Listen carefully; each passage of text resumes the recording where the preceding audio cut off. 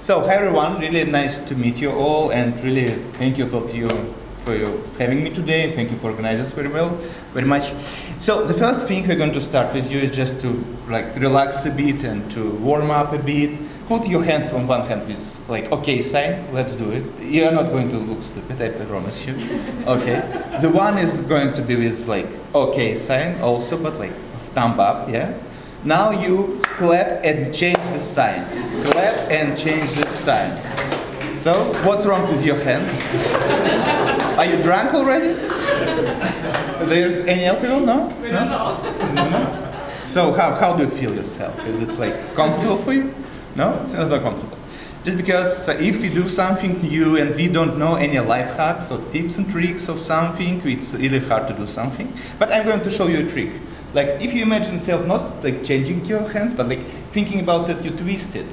Think about it, twist it. Try to feel it. You twist it. Not just changing something, but you just twist it. Now try to do the same stuff. Okay, let's twist it.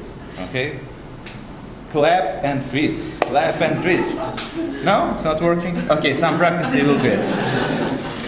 Okay, anyway, it's my point that today I'm going to present you, okay, let's do it, something like that. I present you some tips and tricks for Tableau, and I hope it's going to be also useful for you in real life situations. So, a bit of me, I'm Bunin, I'm head of data neighbors group, so I came to you from the rainy Amsterdam to the really shiny and a bit hot Belgrade, but nevertheless it's better, from my opinion at least. So yeah, some fun stats about me. Also, just because there's questions about tutorials for beginners, I provided a link here. It's also my Telegram channel. If you want to join, please join. And there is a lot of useful information about Tableau. I play bass guitar and drums. If we, have something like a club here, we can make a rock party today. And by the way, I also made something about my really beloved chart. What is my favorite chart? And the one as you mentioned is Form B plot. Who knows what is Form B plot? Okay, cool. Okay. I thought it was a jitter plot. It's the same. Oh, right. Yeah, scatter jitter plot or swarm B plot are the same stuff. So, and I'm going to show you it's one, but I need to. So, the scatter jitter plot is a plot like that. I really like this plot one just because you can see really outliers quite easily here. So you can just see what's going on with them. And the point is that with this. Okay, sorry, I'm going to restart my recording. I'm just recording only half of it. Was a problem during the live recording, so I'm going to just comment myself. So let's go. So here I'm speaking about scatter jitter plot, and if you just have dots like that, we can really see outliers here, and it's really useful because we can see outliers as well, all the dots and what is the destiny of the dots.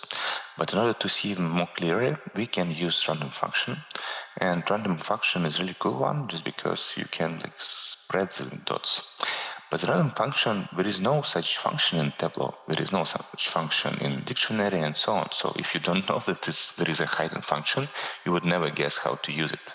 But nevertheless, it's really cool stuff, and you can use it in your production work. And by the way, during this live session, I was asking all participants to use a Google form in order to understand which life hacks they knew, which life hacks was new for them. So that's why they were scanning a special Google form and was just going through each life hack I presented and answering was it new for them or not. So by the way, if you want, you also can pass it. Yeah. It's quite straightforward. There is only only one field, what is your Tableau experience, and do you know, don't you know, any kind of life hack I was speaking about. Quite basic stuff. So yeah, that's why we get back to the random function, was showing how it works, and again highlighting what was the result. The next life hack was about Tableau call legend.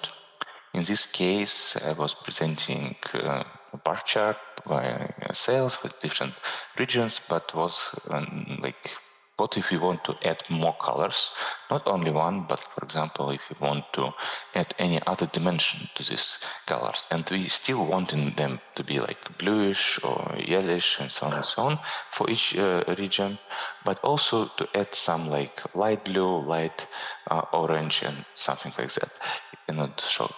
Just because if you just want to, if you're going to place another peel on the color or whatever, so it's going to be replaced. So, for example, if you want to show returned orders, not only just orders by region, but also returned regions, we can place it into the detail, and after that switch it to the color, because there is no other way to do so. And if you do so, you like get really nice and tidy color legend. It's going by different color tones of the same color, and it's really cool because now we can see the total amount of orders as well as what we lost due to the return products. So quite easy and quite cool to use in real production as well. The next trick was about totals and applying filters with lookup, with window calculations to the totals. For example, if we want just to show only 4 last months of this table of our sales, we are using a special like, general function about how to keep them only for them. So, but is this window calculation, when we add totals, it happens that there is really empty columns and we can't erase them just because like we just using it, like he's showing literally us 4 last columns, but he keeps all of them in the table, and there is no reason if it's like if there is no like tick in the show empty columns. But in order to do so, we can apply this filter to the totals as well, but we need to click on the filter and select apply to totals, and usually nobody knows about it just because it's some kind of hidden functions. As well as I was describing that we can just change the aggregation of totals. It's also not very common and I would say well-known functions, just because you can go to the any peel. If, for example, in measure values, you can set different calculations to different measure values totals, and like go to total using, and for example, show not the sum of the each region, but the average of them in order to understand how they perform one to another. The next life hack was about action filters, and not so also common well-known fact, but we can use action filters as the usual filters, and like for example, if you click here on the left bar chart, it's really cool that we filter the right chart, but for example, some users just get to use real filters, not the click on the bar chart. But if you like create an action on a bar chart or on a dashboard, it's going to be a filter in the pane of this chart, and after that you can go to the filters and just select this action filter, and it's filter appears here, and the most cool thing that this thing is synchronized with your action filter on the bar chart. So it's like it's good from the both worlds that you can just use some kind of a old-fashioned style filter as well as an action filter, and they're synced. It's really convenient, and like you don't need to create any additional filters for people who get used to simple filters. So really fun stuff, and also not a lot of people know that they can do so, just because when you're thinking about filters, you're not thinking about action filters. So yeah, in my opinion, quite cool life hack. So the next life hack was also about measure values, colors, and legend, and all of that stuff. Also alignment of the numbers. And if you have some kind of a bar chart table like here, it's really cool, it's really nice, but for example, we want to highlight negative profits. In order to highlight negative profits, we are going to place something like a color with some values into color, and like if you do so, each column is colored by the total measure values. This is nonsense because there are measure values with different even units. So in this case, we can right click on the measure values and see there is a special menu like separate color legends, and in this case we are receiving the free color scales, and now we can organize them in the way that we are just selecting gray color for our two columns that doesn't require any kind of color. By the way, it's a neat trick to put zeros in the advanced settings, just because in this case you don't need to do anything about it. Yeah, zeros or 1 by 1, it's like if you put it to all of them, it's going to work back. So, and the last thing, just to, I don't know, maybe say the diverged color scale, so and we can highlight some kind of highlight the colors here. And now we have different colors for each of the bar charts. But in this case, we have something like the figures and numbers aligned on the left on these bar charts because it has negative values and doesn't look cool, and you can't really read it really good. In this case, we can use for sure beloved trick with something like minimum 1. By the way, who knows why it's minimum 1? Why it's not like minimum 2 or minimum 0? Have you heard about something? To be honest, I don't know the history, but just someone used minimum 1. We can use any number. It's not magical number, because sometimes I think like people think, okay, even during interviews, sometimes ask, okay, if you do minimum 2, what's going to happen? And people like, I don't know what's going to happen. So yeah, we can use like minimum 1 or whatever, and we just using dual axis, show it's our beloved trick.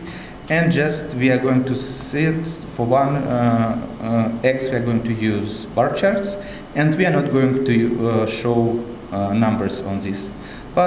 And for the other one, we are going to choose something like, I don't know, let's do it with Gantt charts, and just we need to make it fixed on this minimum 1X. And now we have cool aligned numbers that aligned on the right on every chart, as well as quantity, as well as the profit, and it's more like Excel style. If you ever created formatting in Excel, you can see that it's the same like in Excel. And sometimes it's also good just because these figures are aligned really straight, and you can see it by the amount of numbers, what is going on. Okay. The next, not the trick, but I would say it's a trap from Tableau. Did you ever know that there is at least 6 different Tableau fonts inside the Tableau? And the problem with these fonts that they are created for professional designers. And the problem, if you're using something like, okay, a regular Tableau book is not the same like if you want to make it bold. In real life, you need not to just press it like, okay, Tableau book, I'm going to make it bold. But in order to make it bold, you need to change your font to Tableau bold. And now it looks really bold. And so it's quite, like I would say, drudgery to do so. It's like, takes a lot of time. So in my point of view, if you're not a professional designer, like I don't know who created this for Tableau, they thought that maybe a designer is going to use it or whatever. So, and if you don't want to change a lot of fonts inside your workbook, just easier to use something really straightforward. I prefer Arial or something, just because if you press Arial on the bold, it's bold. Really bold, like, you know. So that's why, to be honest, these fonts are quite I would say, complex. And if you go down into the workbook and see what the fonts are chosen for different types of the tables, different types of the charts, they are all different in terms like, yeah, they're using all 6 of them. So that's why I prefer move from Tableau fonts to just plain fonts. The next tip is like really cool one, just because. Have you ever happened that, for example, you renamed your beloved dashboard inside your Tableau on your desktop, published it, and the business users come to you and say, what's going on? Where are our dashboards? We don't have access. Or what's going on? Where are all history? Where are saved views? And so on and so on. The problem that if you change the name of the dashboard inside the desktop, it thinks that it's a new dashboard. It's not the old one. So be careful with your naming of your dashboards. Be really careful. Or vice versa, you can go just to Tableau server and rename it in the Tableau server. If you rename it in Tableau server, the links is not going to change, the statistics and history is not going to change, and all of that stuff.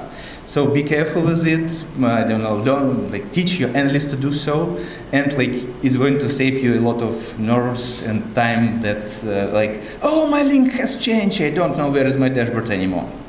So really simple one, but oh my gosh, if I knew it earlier, it would save me a lot of time with speaking with our users. Okay, the last one I would say in terms of simple tricks that are built in Tableau is just using its UI options. Sometimes people also don't know it, and to be honest, then I'm interviewing people, I see it's like a marker how experienced they with the Tableau, with the tool itself. Just because if they use these shortcuts, these neat tricks, I understand that people really work on it on a daily basis and want to really to do it in efficiency. So for example, one of the example, if you drag order date in a column, you're going to oh my gosh, I need to change it. Oh, I need to press the pluses. Oh, I need to go somewhere here and change it here, and so on and so on. But if you just drag and drop it with option hold in, I'm holding my option, or with right button on the mouse on the Windows. Okay, let's do it one more time.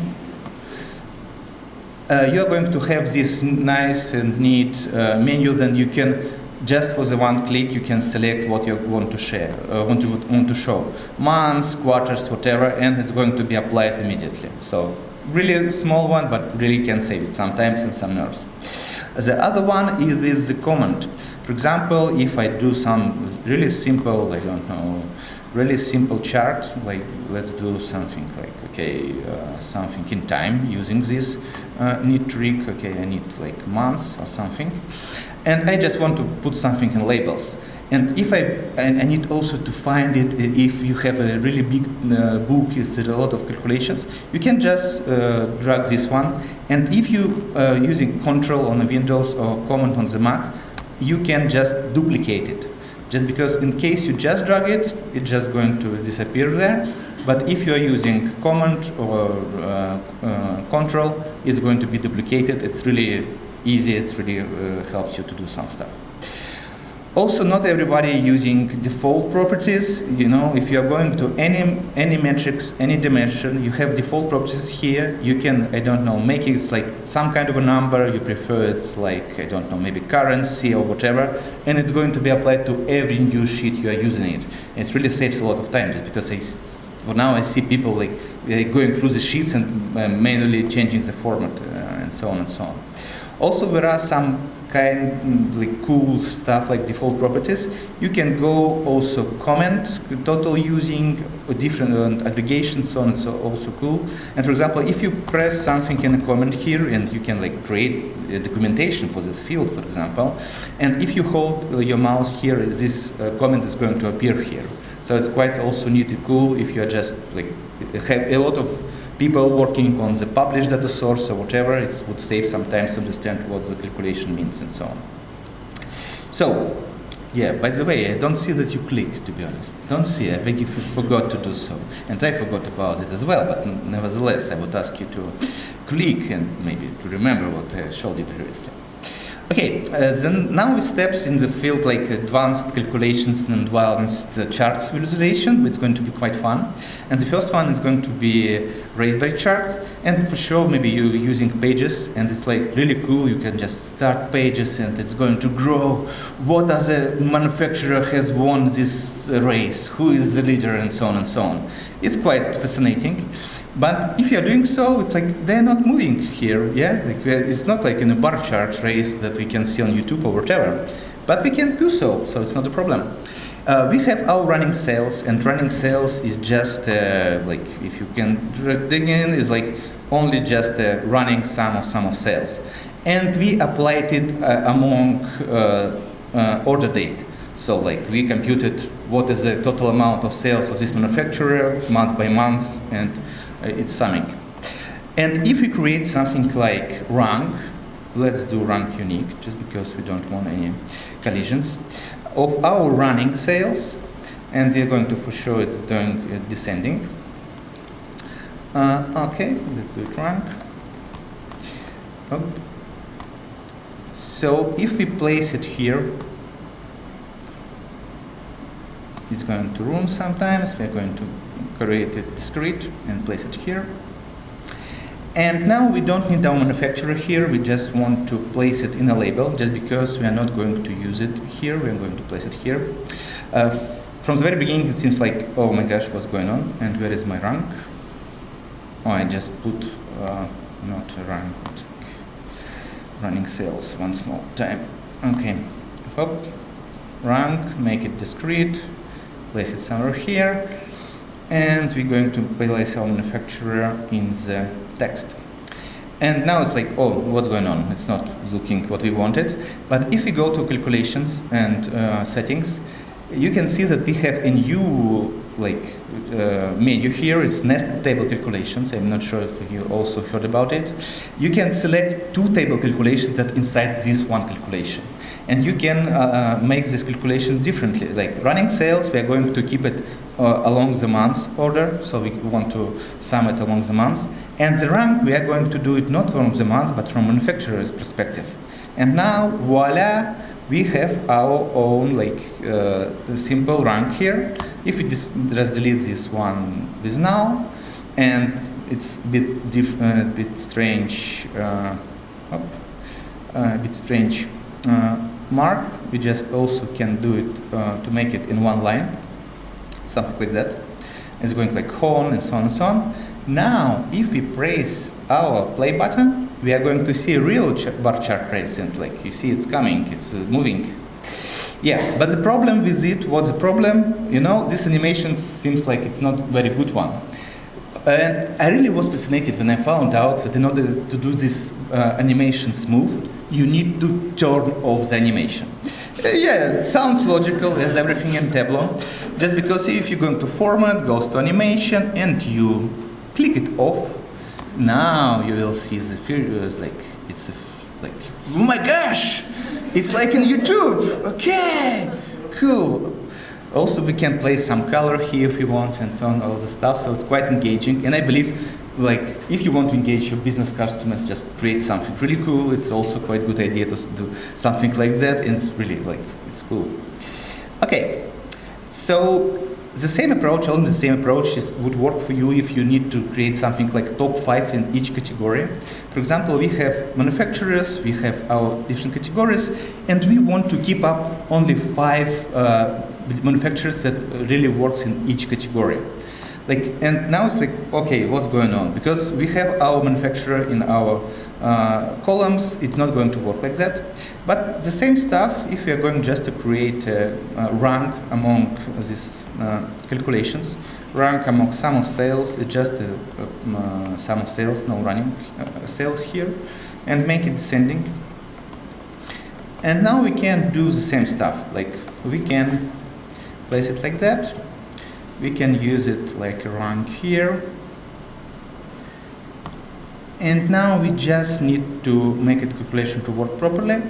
And we want it to be also at the category and manufacturing, and also just to restart it. No, yeah.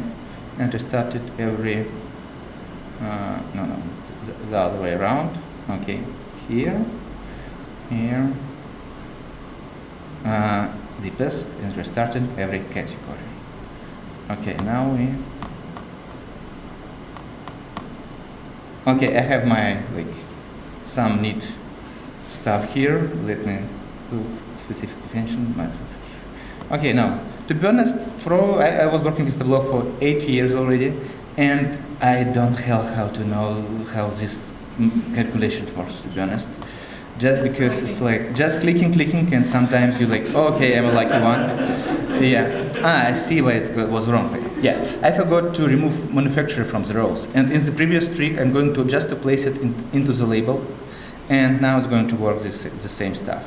We just can like doing like manufacturer in the labeling, and now it works for sure. Yeah, so it was not my mistake about the table calculation. For sure, I know how they work. And now we see that these different manufacturer, and top 5 of them we can for sure keep on them. I'm using my command button in order to just to copy the field, and now we have top 5 of them in each calculation. So, by the way, if you maybe forgot, you can also apply actions within one sheet. And for example, if we select fields like manufacturer here to highlight from this sheet to this sheet, we can do something cool like, okay, it's on a click, it works on a click. So if I click here, I can see these manufacturers, they in the different categories, like global, I don't know where it is here, but like we can see the second stuff here and so on and so on. So also sometimes it's quite useful. Okay, let's move on. I believe I'm going to be running out of time, to be honest, just because I take my time, but nevertheless, it was a challenge for me, but I ruined it already. But nevertheless. Okay, let's go further, and sometimes people want to have a table, but they want to have a table, okay, we have our manufacturers, we have our months, and they want to be sorted by the last sales, for example, the change of the last month. It's really cool idea to see okay, what was the latest change in this table. We are going to do it just with the amount of last sales. And by the way, if you click here, you can do it quite easily. Just we want to achieve this result. Yeah. But shit happens, and if new data comes, it's going to be also stuck on the sample, so it's not going to update automatically. And by the way, if you go to the sort here, you will see a really interesting thing. Have you ever seen filtered by? Filtered by what the hell? Why it is a tick here? Okay, if I down click, or can I select any other December? What's going on here? Yeah, so but you see, it's a special control here appears, but we are not going to do it with control just because it's not production ready. But we also can do the same stuff with table calculations. So first of all, we will need find the last sales of the last month. So we're doing this really easy. We are going to use if calculation. If our last equals 0, it means it's the last of our months. We're just going to put some sales, and if it's not the last one, we are going to pull null. Quite easy. So now we have this last sales calculation. If we just show it, it's going to be equal to the last sales. We can all see here. But now we need to rank it as well. And for example, if you would we will say that, okay, if we have last sales, we can just do it okay, let's make a rank around it. And we do rank here and make it descending. And it's not going to work. The problem is with, if you place it here, for example, it's going to be always 1. And we are not able to use these nested calculations. As we previously used nested calculations, we can't use it. Why? Because it's only one field. And it also was quite fascinating for me that if you create separate field, if you just use something like that, you're using last sales, and after that you create a rank calculation for this last sales. Last sales. You can do it like that and use rank and last sales and do it descending as well. So now when we place this rank stuff here and make it also discrete as well and place it like that, you are going to see that now we have this table calculation nested. So we can use last sales, calculate them across the months, and the rank of the list we are going to calculate not among the months, but for sure table down, so among our among our manufacturers. And we have null one just because there is nothing of the sales was in December. For now we can just exclude it, or we can, oh no, we can exclude it. Just because, why? Just because it's going to work. No, we don't need it here. Yep. And what's wrong? What's wrong? Yeah, now we can exclude it. I just, why? Okay, we can move it or hide it. Like, you know, never hide anything. Okay, I have a prepared example. And what's the difference, by the way? What's the difference? I'm interested myself just because I've tested it before, but maybe I was like doing something. Okay, I have also if now. Okay, I need just to check it of if now, but it's going to work the same way. And now we have arranged it ranked by the December, and it's going to work if the data updates is going to work as well. So it's quite a cool one. And you can do it not only for the last sales, but also for the difference of the sales. If you do it not the last sales, but the difference between sales, you can also make it who is the most like who gain a lot of money, or who just like I don't know, lose a lot of money. Okay. Let's move to the trick. Don't forget to push. Don't forget to push, please. Push the button, как I would say. So we can use let's go like that. For example, we have our chart, and we want just to select different metrics on this chart. For sure, you all know how to do it. We are using parameter. It's quite easy, and so on and so on. And by the way, maybe you have forgotten that, like in quite new installation of Tableau, we can use for our metric, for our axis, we can use some not just text but also parameters, and it also all can affect our chart. But it's not so cool just because we need separate a lot of space for that, but we also have these marks here and so on and so on. And the idea that we can do this way. We are going to hide this title. We are going to move it like here, and we are going to squeeze it like that, something like that. And now we can do a nifty trick. We can go to the title. Inside the title, we are going to search the parameter itself, and like say by months, for example, just in order to understand for the user what's the scale. And now we just need some, like I would say, padding work. Oh, here we go. And now we have like, okay, it's like interactive stuff. People understand that you can use it somehow. And like, it's also, I would say like interactive. Let's make it this, just in order to look really pretty.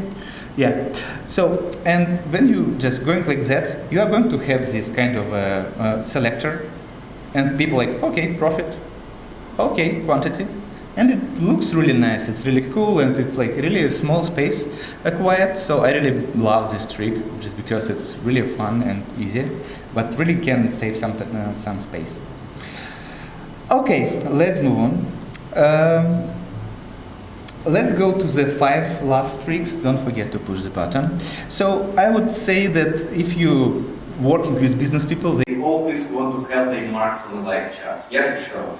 Let's like raise a hand who is like, oh my gosh, we need all the numbers on the live charts. Yeah, everybody, no? Okay. So less people. You're doing tables. All other people just doing tables. Oh, great. Okay. So, but yeah, for example, if you have people who want us, okay, we always need to see what's the difference. Like it's just a difference between our sales, like what's the difference to previous months. We need to see it, but you're like, okay, it's going to be messy. No, we need to see it. And the idea that you can use quite nifty trick in order to show only the marks that are labeled negatively. In order to do so, I'm just going to create a quick shelf calculation. It's going to be like simple one. I'm going to use sign. Do you know this function? It returns minus 101 if you are like what is it reflects is it negative or positive. And I just wanted to drag here this calculation of the no, I'm just going to copy it. It didn't work like that. Okay, sign. And I just put the like difference. It's a standard percent difference calculation, no tricks here. And now I'm going to go to the label, and I'm going to say, okay, I'm going to use min max, but not min-max of the itself of this calculation, but I'm going to select this sign stuff, and I can now choose whatever I want. If I want just to use positive ones, just because maximum is 1, and every that is positive, it now has a 1 inside. And I can choose like, okay, I'm going to show only minimal 1, for example. And it's really neat trick, just because you can do something like, I don't know, if I want just to show the every, I don't know, let's do index, for example. I want to show something like if index is going to be divided by 5 with the percent, it's like it's only an integer part of the return equals what it equals 0, and I can show like 1 or null. So it's like it looks quite tricky, but it means that every fifth label is going to be marked with 1, and every fifth label is going to mark with 0. And now I can do the same stuff. I can go to the label, I can see, okay, let's mark my maximum, and I'm going to use this neat tricky index calculation. And now I can see that it labels every fifth label. And like it's endless possibilities, you can use it like, I don't know, whatever you want. So only weekends, only other stuff, you can imagine how you can play it. Okay, and for example, sometimes on this kind of line charts, it's also a good idea to highlight weekends, for example, just because if we see something in the days, it's really hard to understand, do we have any kind of repeatability in our sales? And in order to do so, I'm going to create almost the same approach. Yes, but just want to say the approach. Like, I'm going to say if the date or the date, and I'm going to ISO weekday, just because the shitty Tableau weekday sometimes work not properly if you select different stuff. ISO weekday in 6 or 7, so like Saturday or Sunday. We are going to use 1, otherwise we're going to use 0, and now we have something like that. And we don't need sum of that, we just want to have, for example, average of that. And now we have really nifty bars with 1s and 0s. We can do dual-axing it, we can place it behind, and we can just work with our colors in order to do so much easier. For example, something like light blue stuff without borders, and we can do something like that. And now we can see that we have a good mark for our weekends, and our customers, business users can understand, okay, that was the weekend. It's really strange that that was some really huge sales on the weekend. Maybe we do something, some promotion or whatever. So we can see it quite clearly.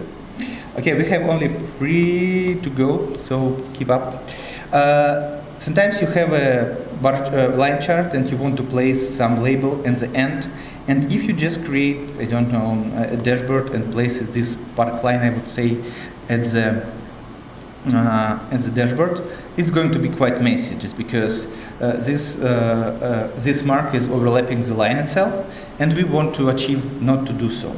How we can do so? We can go to the chart, we can go to analytics, we can go with the reference line, for example, and place it on a month, on the date, and I'm going to use maximum of it. And like I'm going to label the value itself, but it doesn't matter whatever we want to label here, just because we are going to erase it further, but we need just to erase the line, erase all the calculations. And now I go to format this reference line, and I'm going to set like alignment. It's really important here. Just if you align it on the right, it's going to create some space for our mark. And you can go like, I just want to, I don't know, erase the font. I just want to erase all the shadowing. And now it's invisible. But on our dashboard or whatever, it's going to create some really neat space for our label. And it's like not overlapping anymore. And it's like really cool, looks cool. Okay. So the one with going to is really quite interesting one, and it's going to be work with some data. Sometimes if you have something like that, I don't know, some line charts with different regions, it's really hard to understand and to track the regions because they are overlapping a lot. And for sure we can click on the color label and see what's going on there. It's much clearer right now, but nevertheless you would like to see it more clearly. What we can do? We can do quite a neat trick. We can do to our data source, and we just create a relationship with order to order. No, don't do it. Okay, and I wanted to create cross join. Who likes cross join? Like 10,000, 5,000. Let's go bigger, millions. But as we're doing with the relationships, it's quite easy just because it's going to happen only on the charts we are using it. So it's not going to like store in the memory a lot of data. So, and I'm just creating some dummy calculation like 1 to 1. And it's going to create cross join for our data. We're going to explode it. And yeah, for sure, on a big data it's not going to work, but on a small data it's really a neat trick. And now we have two regions right now. It's from one orders and from the other orders table. And if we select this region from other table, we can do something like that. And now we have, for each region, we have 4 lines. And if we're just creating some highlight for region, we can do something like region equals region. No surprises here. But from different tables, region equals region, and I can put it in the but also in the color, but I also need to keep the original region detail. And now we have a really cool stuff. We can do something false with really neat gray, and for example something is bold blue or whatever, and we can arrange it like that. And now we have really cool stuff. We can see all of the regions. On the one hand, I would go with something more light as gray, but I'm not sure it's really visible on the projector. Nevertheless, so it's really cool just because we can see each region one by one, but also on the context of the other regions. And it's for example, this particular chart I found in Kol Nassim Naflik book. So I really liked it, and I think it's really good and but cool way to visualize it. Okay, we have 2 tricks to go. Please don't sleep ahead, or don't fall asleep, just because I hope you are enjoy. So, for example, if you create bins for you, it's really neat and useful functionality. You just go to sales, you create your bins, but you can't control these bins either like parameter here or just only with some kind of a particular number. And then you use it, for example, we want to see the share of average of different averages checks in our orders. We end with something like that. So we have really good numbers here, but also whereas a lot of long tail of the numbers on the right. And in order to achieve work with it, we can create our own bins. And it's really fun just because if you would think about mathematics behind the bins, it's like using division function. Div function is a function that allows you to just to keep this integer part of the division. Everybody remembers the school mathematics, yeah? It's 12 divided by 5 is going to be only 2. Oh, no, yeah, only 2, just because it's 10 by 5. Yeah, but now we can do it with the sales. We can go with the sales, and we can do it with our own decided bin size, 50, 500. But as our sales is flowed, unfortunately, division function, I don't know why, working only with integer. We are going also to round up it, and we're just going to make it region, integer. Okay. And now we have our custom bin, but we can also not to just use it like that. And by the way, we need to multiply it by 500, just because it's we made this division, for example, 1,000 for 500 is 2, but we need to, in order to get back our 1,000, we're going to multiply that by 500. But also we'd like to combine all of this long tail into one bin. And you can do so, we can just use min functions. By the way, min function is not only aggregation functions, but it also has 2 expressions availability as well. And we just go, okay, yeah, we're going to use either this bin we are receiving or something like 4,000, for example. So if something is bigger than 4,000, it's going to select 4,000 between these 2 numbers. And we just click OK, and we're going to use this custom bin from our side. Where is it? I haven't made. No? What's going on? No, it's not one. No. By the way, with the regular bin, the bin that was created by Tableau, you can do any mathematical operations or whatever, any kind of operations, but okay, I haven't... What was the name of the... Who remembers how I named it? No, I haven't. Maybe I just deleted. Okay. Let's go through the bins. I already prepared the same stuff, but I also made some modification in terms of I also put strings and put some like 3 dots between them, just in order to make a really neat and cool bin. Just because regular bin is never, I never understand. Is it null? It means it's null. Or it's null from to 500 or 500 and so on and so on. So if we create this custom bin, we can do really nice stuff like that. And now we can see the clear numbers, like it's from something to something to something to something. And this last bin, it's collects all of our different data. We can go here and just, for example, edit alias and do it like that. So, okay, now we have a really neat, cool bar chart. Oh, you also see the timer. Oh my gosh, it's not so, it's 20 for 30, yeah. It's going to be like that for 40. Okay, the last trick, the really last one, it's about discrete heat map. For example, if you want to create a heat map and you want to do some rules, like I wanted to mark something with green and red, but with some rules. Just because if you're using a regular one, it's going to be like you can control this borders, and so you can't like set something. But if we are going to create some rules in order to do so, let me just maybe show you the prepared calculation in order not to waste some time.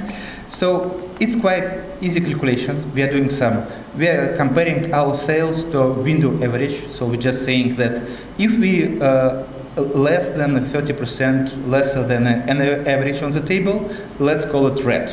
If they're like 30% above the average, let's call it green, and in all other cases, let's just call it yellow. So it's quite easy one. It's something like that is going to happen, but like we are going to precisely control what is the amount of the percentage. But if we place this color into the color, it's going to happen like that. Why it's so? Just because Tableau, I don't know why, they don't work with the heat map if it is like a dimension. So what we can do, we just can grab these cells, not going to grab the cells, we are going to change our mark to bar chart, and we are going to create dummy min1 field. Yeah, here we go.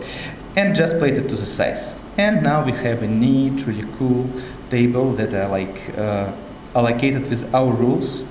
And like you can create any rule you want. So it's not only 3, you can 4 rules or whatever you want. And even you can just, for example, highlight only the the numbers that matter and do something like white, that it's not possible using the color legend, and have something only highlighted with some really things you want to highlight. So, thank you. Let's revisit your answers. If you haven't answered yet, I give you a minute to answer some Google form, and I'm going to update the data. Roman, may I ask you to go from the first one to the last one, just quickly, let's show what was the... Yes, sure. A random function. Yeah, okay, yeah. I'm going to do... Ladies and gentlemen, today, the best 20 life hacks for Tableau, like random functions, vote or you lose. Double color legend, vote or you lose. Apply totals to table calculations and making totals using any other aggregation. Actions filters as a usual filters. But it's fifth. Don't... yeah, it's the fifth, but it's... Don't miss it. Yeah. 6 and 7 is going to be separate color legends for measure values and alignment on the right. The next tips and tricks: don't use Tableau fonts. Rename your dashboards and worksheets only your web server. Use your shortcuts and options and any other options, option button and comment button, in order to duplicate your field or in order to make your aggregation preselection. Make your customers and business users be stunned with a bar chart race. Vote or you lose. Like, make your bar charts like a top 5 categories for different dimensions in one dimension. Oh, it sounds a bit not so, I would say not so easy. Okay, sort your data by the last sales. Mini parameter for your dashboard in order to change the metric. Change the metric, push the button. Okay, make your marks labels by rules. Highlight weekends. I hope we're going to have a great weekend. Make some space with reference lines for your line charts. I see I'm a bit tired to do this voice, but nevertheless, everything for you guys. Like, okay, multiply your charts with a cross join. Create custom bins and discrete height maps. Okay, and now let's update the result. Let's go to the Google Sheet, and I want to update the results. Let's see how it's going. No?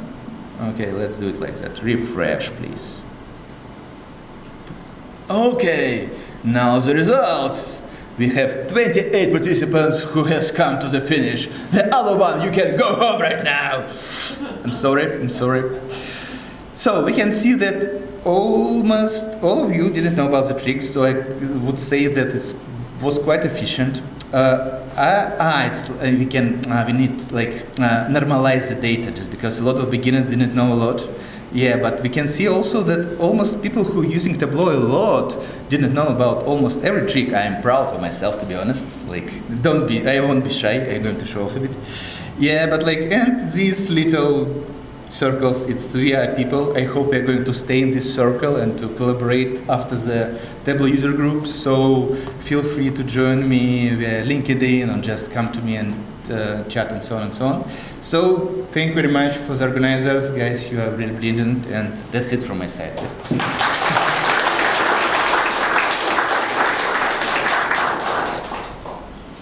No questions. Let's go, Jane. No questions. So guys, do you have questions? Yeah, it's your chance to ask. Yeah, let's give her help.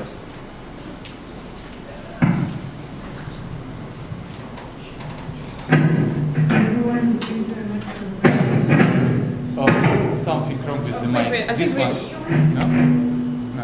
Okay, that's right. Do you have any shortcut how we can put different units on the axis? Okay, Instead of taking field profit, but instead just put the, for example, minutes, that's why you change the parameter, and then on the other percentages of Yeah. Oh my gosh. Yeah, thank you. So what the question is about, then we have different, like, let's go to the sparkline I showed you. The problem is that if you have different units, like for example, percents and the amounts. So let's imagine we have also a profit ratio here. Profit ratio is like just division of one to another. Yeah, we have one. Yeah, we have one. So let's imagine if we are going to our metric stuff. Edit, and we can just add profit ratio here. The problem is that they're going to change the X. It's not going to change the formatting. So like profit ratio, and if we now go to the metric, we also need to add a profit ratio here. By the way, I always using a parameter just numbers, just in order not to make a typo inside the calculation. Profit ratio. Wide. Okay, I see it because it's aggregated one, so we need add all of the aggregation for other metrics because they are not aggregated. Okay, let's do it like that. Here we go. So the short answer, to be honest, no, it's not possible. What's going on?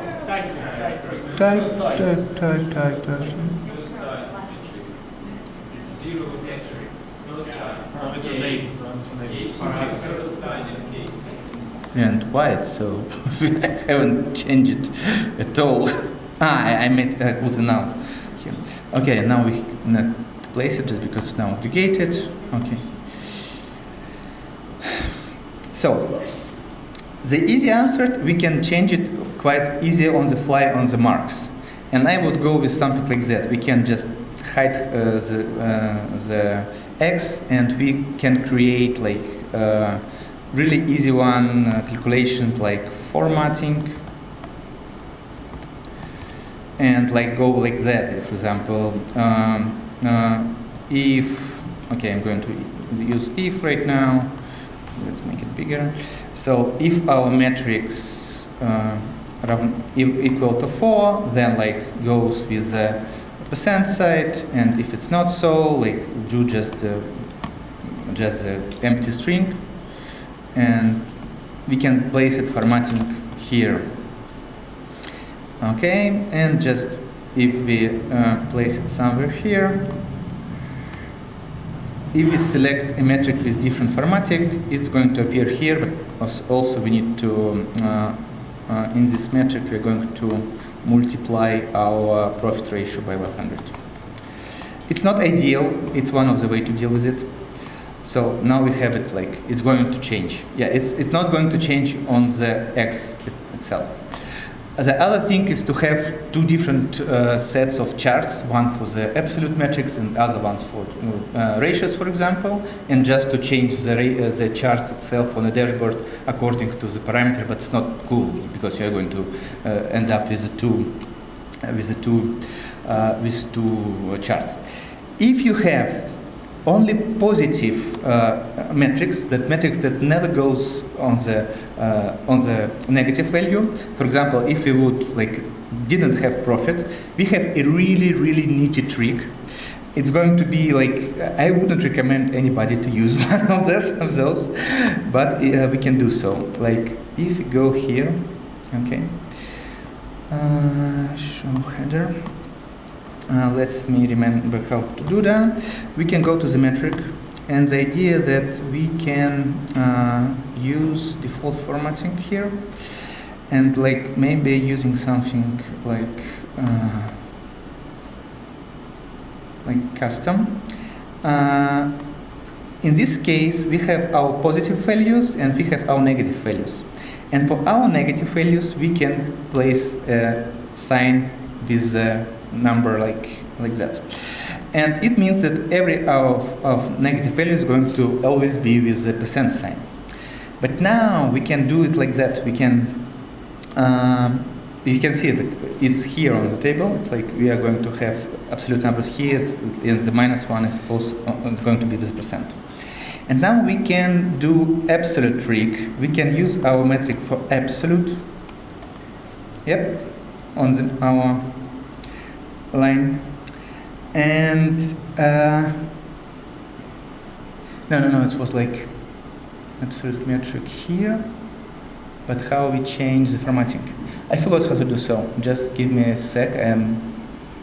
Because it was working even for the X. No.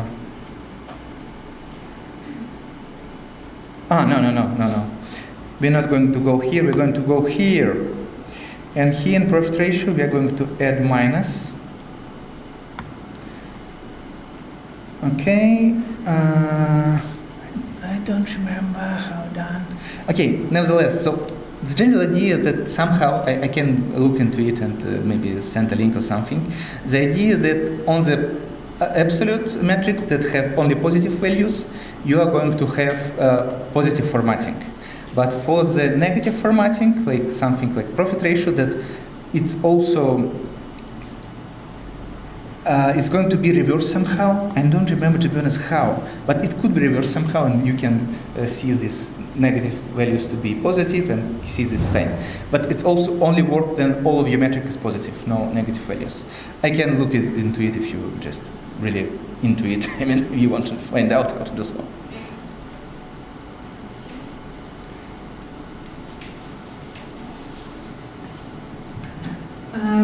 you so much, guys. I think we are running out of time. Yeah, sorry, We it's also my really mistake. Just let's say thank you to Roman.